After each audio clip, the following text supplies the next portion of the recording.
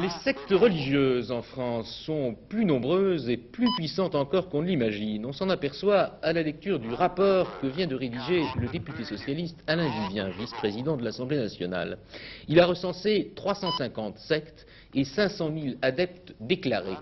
Ce rapport fait déjà l'objet d'une polémique. Il propose 9 mesures pour limiter les excès que peuvent commettre ces sectes. Un dossier sur ce sujet préparé par Émilie Rafoul avec les stations régionales FR3.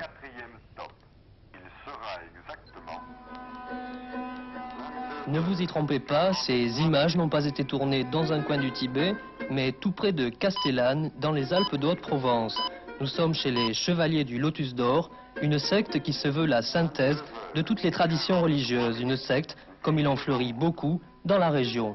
C'est dire que ces diverses communautés, plus ou moins marginales, ne vont pas rester indifférentes au rapport Vivien, un rapport qui propose plusieurs solutions afin de protéger la liberté de choix des individus.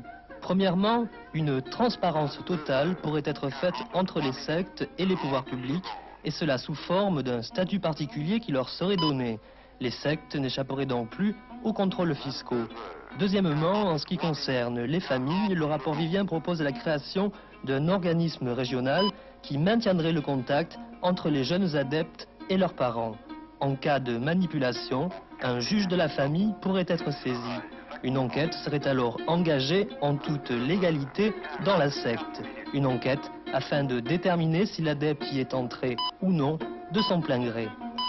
S'il y a doute, le membre de la secte pourrait être mis sous tutelle pendant un certain temps. Il aurait ainsi la possibilité de choisir librement son retour à la secte.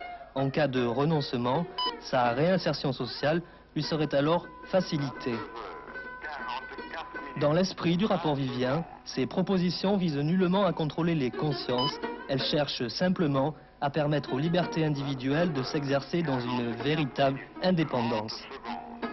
Quand je vois aussi l'état de délabrement mental d'un certain nombre de jeunes qui reviennent de l'étranger, où ils ont été expatriés généralement de force par la secte, et où ils n'ont pu survivre que dans des conditions extrêmement précaires, privés de tout moyen matériel, mais quelquefois également privés de leurs propres pièces d'identité, je mesure les efforts qu'il faut à nos postes diplomatiques pour les aider à revenir en France. Encore faudrait-il les aider à se réinsérer. Il y a donc une infinité de cas extrêmement précis qui sont bien éloignés, malheureusement, des discours tout à fait lénifiants que tiennent un certain nombre de gourous, selon lesquels tout serait pour le mieux dans la meilleure des sectes du monde.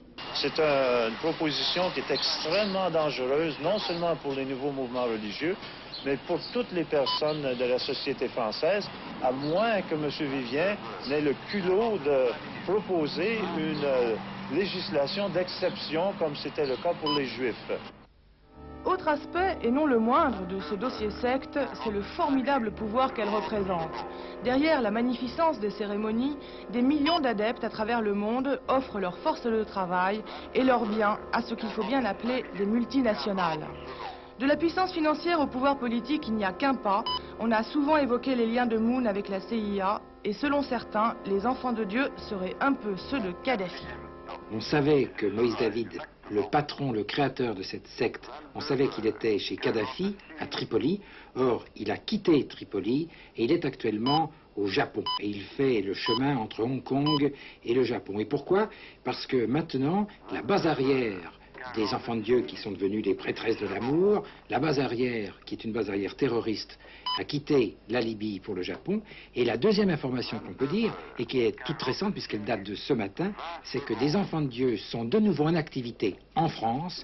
On en a vu dans le métro, dans le RER, et on peut affirmer, et je peux l'affirmer, que la base arrière pour la France se trouve dans la banlieue, près d'Orsay. Oui, ce dossier est loin d'être clos.